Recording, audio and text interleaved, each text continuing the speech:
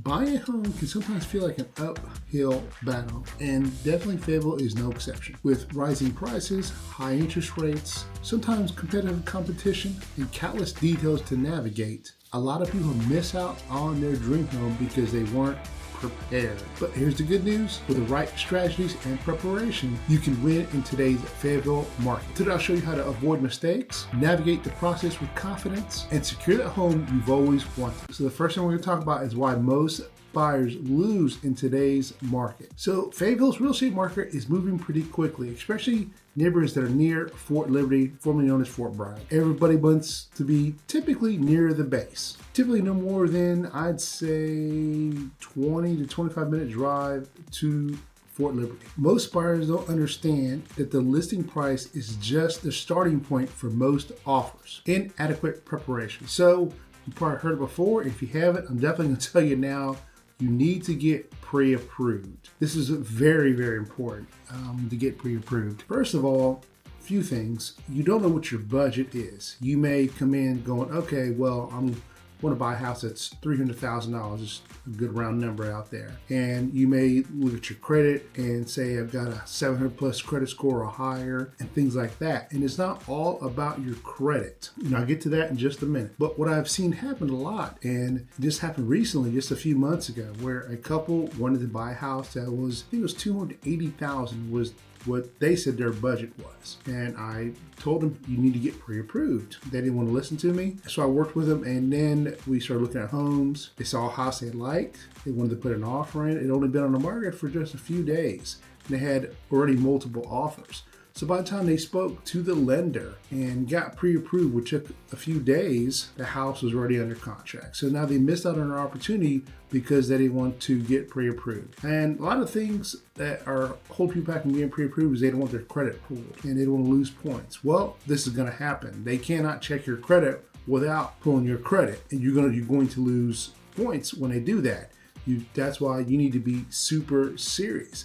Is this the time to buy a house? Once you establish that, you're like, I am ready to buy a house and let's move forward, then get your credit pulled. It's going to happen. Some lenders can pull a soft credit pull, what they call, where it does not affect your points. Definitely speak to your lender. If you don't have a lender, definitely I've got some lenders I can recommend to you. So I'm going to give you the 4 C's that most lenders and loan officers look at. First thing is capacity. Lenders look at your income, employment history, savings, and monthly debt payments and other financial obligations to make sure you have the means to comfortably take on a mortgage. One of the ways lenders verify your income is by reviewing several years of your federal income tax returns and W-2s along with current pay stubs. They will evaluate your income based on capital, collateral, and credit. In a nutshell, what that means is this. They want to make sure you have a good, steady job or a steady salary, definitely, to make sure you can take on more debt, because that's what you are doing. You're taking on more debt. You buy a house that's $250,000, you got now debt $250,000. So if you got student loans, if you got car payments, credit card payments, things like that, just because you can, if you're renting, and I'm assuming you are, if you're not buying, if you don't have a house, is your rent is different from your mortgage payment, because now you got to pay taxes and possible things break down, maintenance fees of things and stuff like that. They're going to factor all that in, and if they don't think that you can take on new debt, even if you think you can, they're not going to give you a loan. Next thing we talk about is going to be capital. Having money saved or investments that you easily convert to cash, known as cash reserves, proves that you can manage your finances and have funds in addition to your income to pay the mortgage.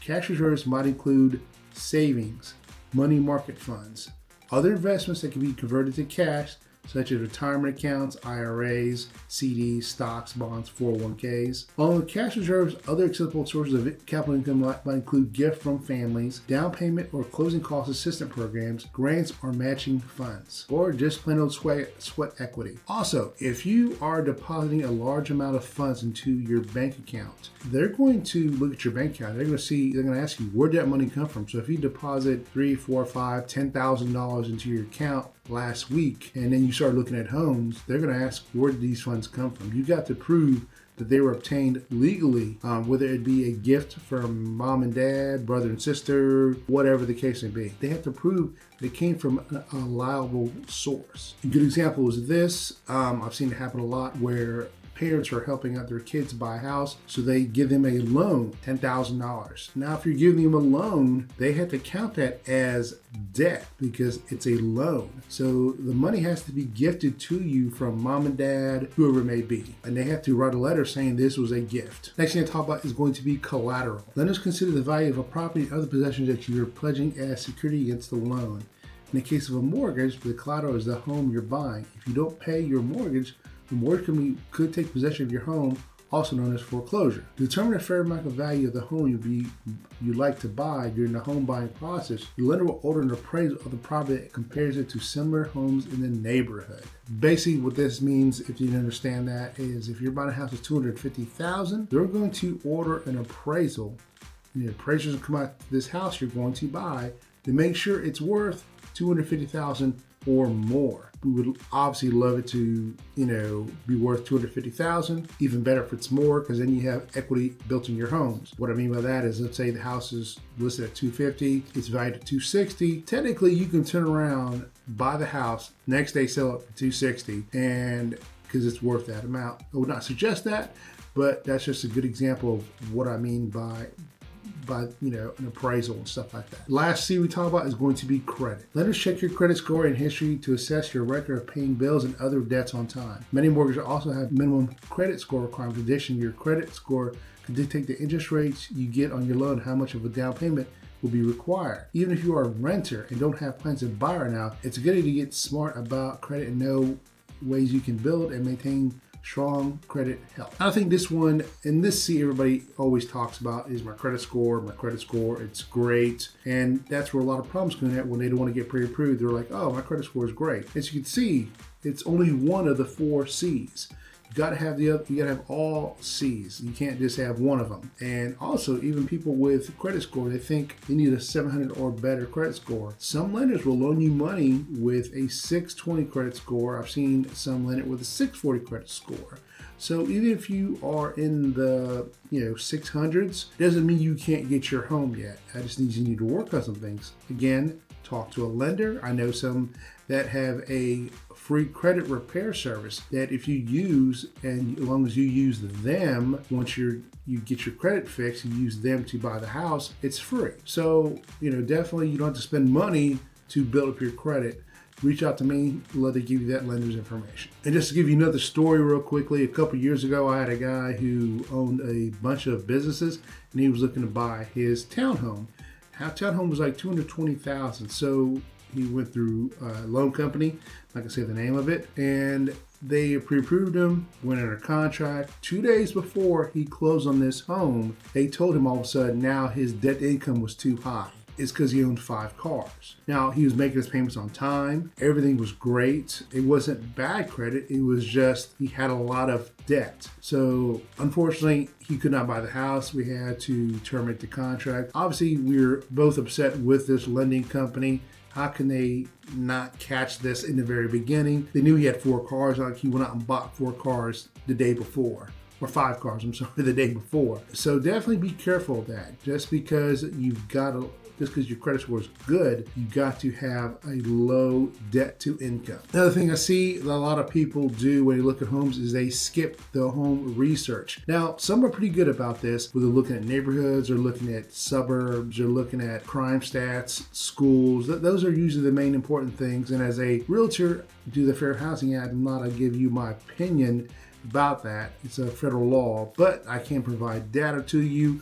So if you are asking certain questions about school, I can definitely give that information to you. If you are wanting to know about crime stats in a certain neighborhood, I can definitely give you the crime mapping map for Fayetteville, or where it may be, Hope Mills, Spring Lake, Raeford, the county, things like that. And even sometimes it may not be about the crime or the school, but let's say you like this house, but let's say the neighbor next door plays a lot of loud music or has 4 or 5 junk vehicles or house just looks really trashy. That's something if you're not here, and I have a lot of soldiers we're PCSing here, or even people just moving, relocating from California or overseas, and I do video tours. So definitely, if you don't hire me, the realtors you do hire, make sure they do a good video tour of the place.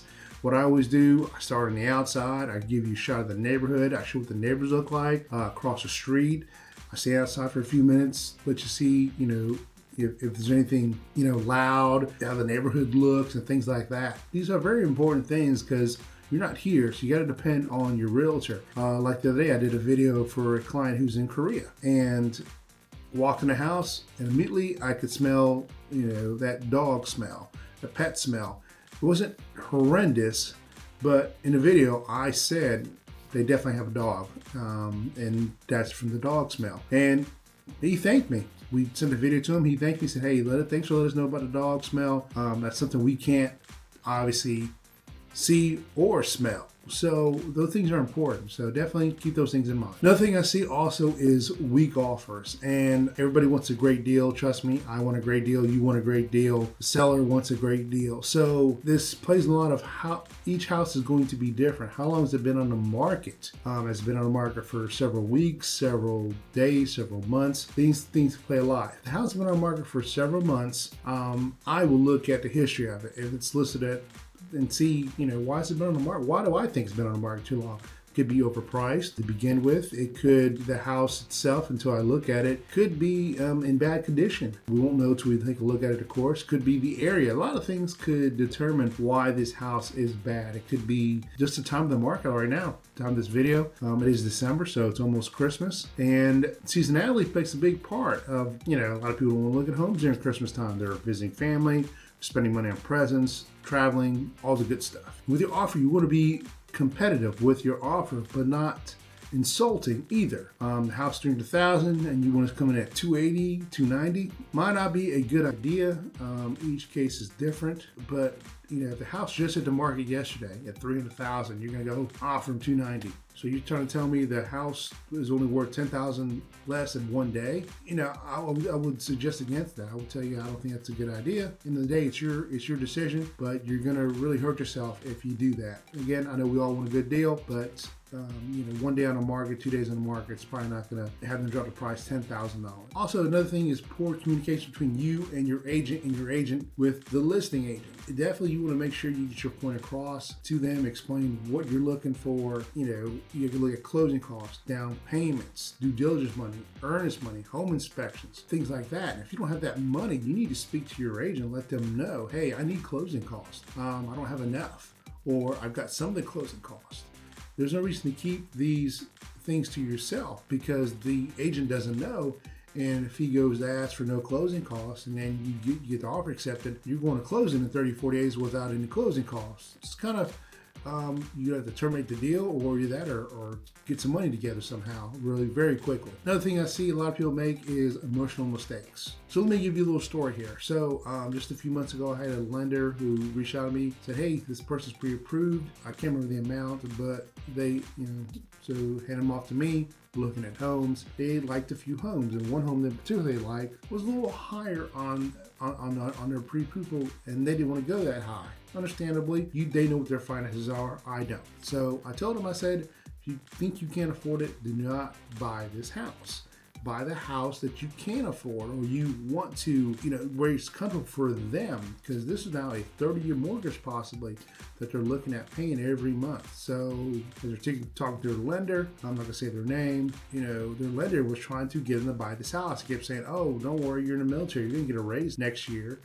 And I had to speak to this lender and say, look, you need to stop saying that to people, because you're going to have people become house poor then foreclosing this home because of what you said. I know we all want to close the deal, but I'm not going to do it. And a year from now, 6 months from now, a couple years from now, this client of mine is reaching out to me going, hey, look, I had to sell my house because I can't afford the house payment anymore. That doesn't do anybody any good. All right, so I've now told you all the things, all the pitfalls that you need to avoid. So now I'm going to tell you ways to win in this market if you want to purchase a home. So here's some key strategies to avoid losing. And again, we're going to go right back to pre-approval. I'm not going to hit on this a lot. Obviously, I just talked about it just a few minutes ago. You need to get pre-approved. There's no reason to look at houses without a pre-approval letter in your hand? Would you go to Starbucks and buy a $5-7 cup of coffee without any money in your hand or in your wallet, in your purse? Of course you wouldn't. So why would you go look at a house that's possibly $250,000 without knowing if you can afford this house? You're kind of wasting your time. You want the house $250,000, and let's say you speak to a lender days later and it only give you a loan for $230,000.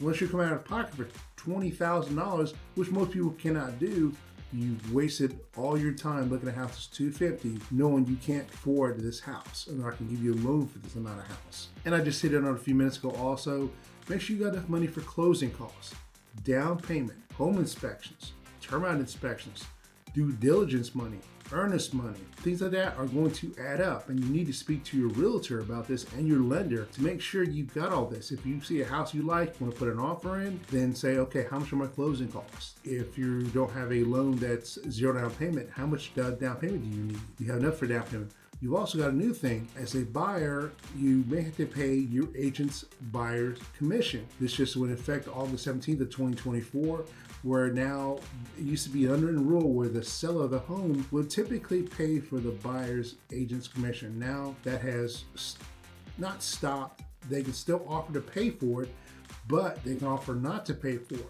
Typically it's 6%, and usually the listing agent splits at 6%, so it's 3% to both sides. Now they can offer 2%, they can offer 2.5%, they can offer nothing, they can offer 1%. So these things add up. So you need to make sure you have enough money set aside for these things. And not only do you have to worry about those costs when you're trying to buy the home, is think about the cost after you buy the home. Property taxes, possible HOA fees, insurance, and just maintaining your house. If you were renting before, your rent paid for all those issues. If you had a leaky sink or roof problem or HVAC problem, then your landlord should be handling those things unless it's something you did, of course. But now you've got to, have maintenance, save up money for maintenance in your home. You never know when your HVAC is going to go out. It could be brand new, it could be 10 years old, but when you buy the house, it's working at that time. Horror story of my own.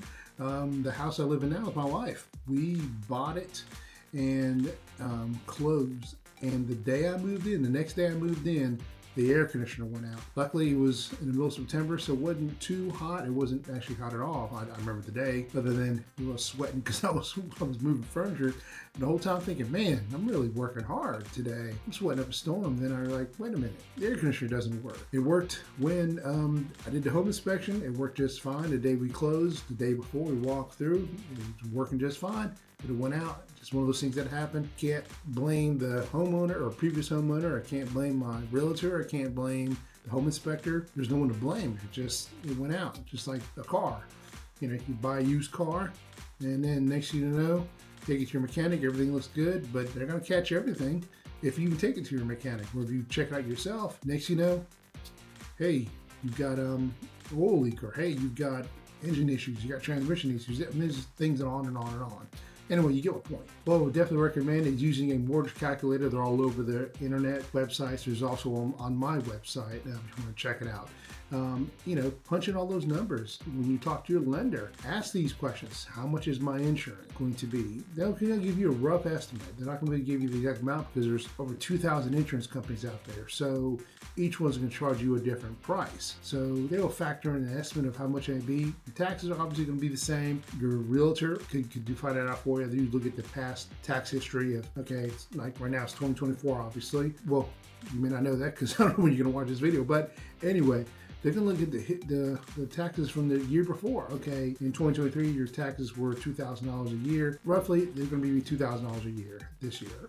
Give or take $1 or $2 more, maybe, or $10. Again, we go right back to research the neighborhood. So most people who reach out to me have done their research. They watch my videos like you are right now, and they see they know what they're looking for.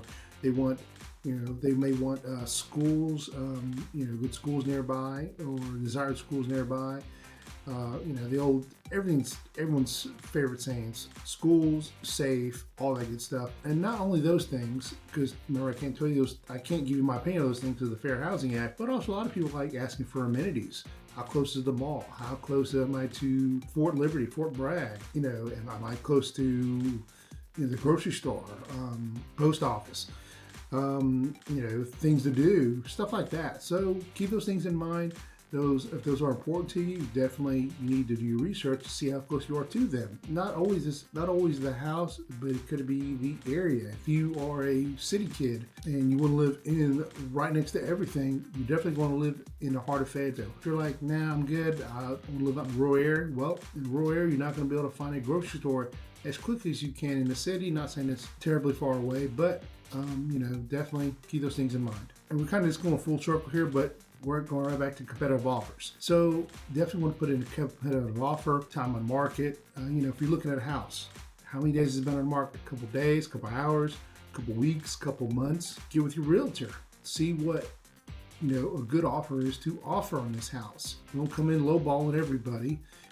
Again, I know we all want a good deal, but if you really like this house, and last thing you want to be in negotiation phase, back and forth. Next you know, somebody else comes in behind you and submits what they like, and all your negotiation power is over with.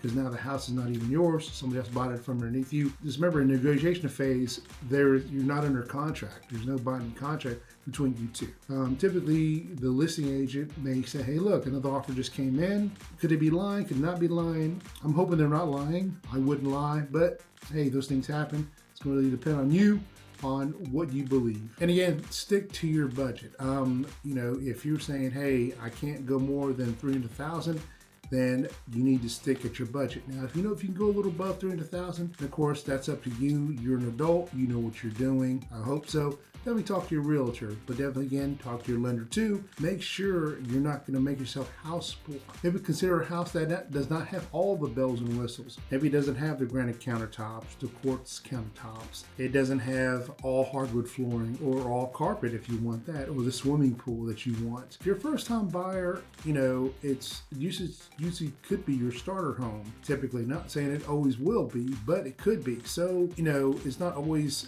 you have to go all full out unless you want to, but just keep those things in mind that you'll need everything in this house. Definitely if you're a first time buyer. Next thing is finding the right agent. And I can only speak for myself and the firm I work for, All American Realty Group. Definitely know the area very well. I've lived in this area for over 30 years. I'm a retired police officer. I've been in real estate for almost 6 years, coming up February 2025. So I know the area very well. May not have been in real estate as long as most people have been, maybe, but I think knowing the area is probably more important. Well, not more important, but definitely very important because, I can tell you what it's near. A neighborhood, a good one is Montebello subdivision. I want to move to Montebello subdivision. How's that neighborhood out there? Again, I can't give you my personal opinion about it, but I can tell you this. Well, my wife, who's a realtor now also, used to work at Bill Hefner Middle School in that neighborhood. That school is in that neighborhood, and you may want to be able to have your kids walk to school and walk home in the neighborhood. So I may say, hey, look, if you're looking for a school in the neighborhood, that is one of them. She worked there for several years before I talked her to getting her real estate license, and here we are on this journey together. But that's just an example of definitely get with a realtor who knows the area very well. I hear this a lot from a lot of realtors, not realtors, I'm sorry. I hear this a lot from a lot of clients that I get is they go, hey, I was asked, if they call me out of the blue and I don't know who they are, how'd you find me? Was it YouTube, Google, or website? What was it? Most of the time they'll say, hey, I found you on Google, and they'll go, I'm not gonna lie to you, you weren't the first one I called, but you're the only one that answered the phone. So, I think communication is very important. If you're under contract with somebody and they can't even answer their phone or answer a text or call you back, not saying I'm gonna answer every phone call. If you call me or text me and I don't answer right away, I'll try to get back to you as soon as I can. And, I'm not expecting, you're just gonna answer the phone, I'm gonna answer the phone just like or any realtor will be. But definitely you want somebody who's going to answer your questions in a timely manner. And most important thing is negotiation skills. So, as I talked about earlier, you want an agent who's going to be able to fight for you and get what you want. If it's the house is $500,000 and it's been on the market for 90, 100 days, I would recommend coming in with a lower due diligence, lower earnest money, maybe ask for some closing costs, maybe even ask for a lower price on the home and things like that. You may ask for, other amenities or appliances. Let's say,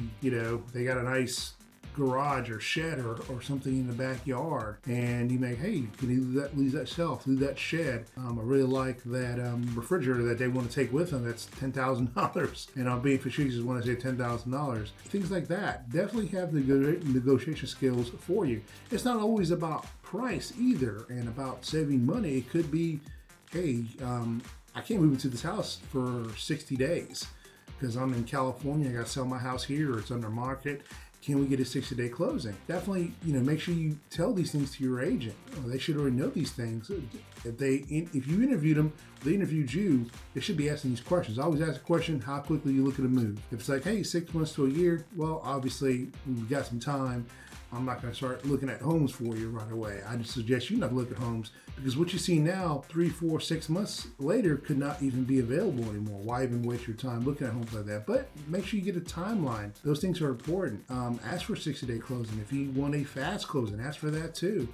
Maybe you want buyer possession, which means you close on a certain day, but you want to move in a few days early because you're moving here from out of state and you've got nowhere to stay other than a hotel, and you'd rather not stay in a hotel. Those things are very important. So definitely keep those things in mind with the negotiation. And definitely have a skilled agent will help you avoid pitfalls. In buying a house, you got a lot of things on your mind. There's some things you may not even be thinking about, or you may have forgot. A skilled real estate agent will let you know, hey, you get enough closing costs? Do you need closing costs? Hey, your down payment is going to be 3% of this house. Do you have that? Hey, don't forget, we've got termite inspections, we got home inspections, appraisals, down payment, things like that. They remind you of these things that you may not think about or you may have forgot about. So, all these things add up. And just to come full circle with everything, just kind of a recap. Make sure you get your finances your finances in order. Lean on your team, whether it be if I'm your realtor, lean on me. That's what I'm here for. Your lender, it's not me. Definitely, your lender, your realtor. They should be your eyes and ears out there and helping you out. Stay focused. Keep your priorities and your goals in mind. Don't sway off it. I know it's hard to do sometimes. See a house you like, you're like, oh man, I really like this house. What are we going to get into it? What can we do? If you've got the means and everything, fantastic. If you've got to start going, well, I don't know if I can pay for that or not. Get a second job or whatever, then there's some things you may want to back off. If it's not the time to buy a house, it's not the time to buy a house. If interest rates are an issue, high prices are an issue, then those things you need to think about. Maybe it's not the time to buy. Buying a home in Fayetteville can be competitive sometimes. We've got a lot of people PCSing here, to the base. So people are leaving and coming and going. So we definitely have a lot of transitions going on. But with the right team and the right plan, it is definitely possible. If you're ready to secure your dream home, definitely give me a call. My direct number is right here below. Give me a call or text. Be happy to talk to you. Or you can click this QR code up here in the corner and book a time on my calendar for a Zoom call. Definitely check out this next video that YouTube recommends to you, and I'll see you guys in the next video.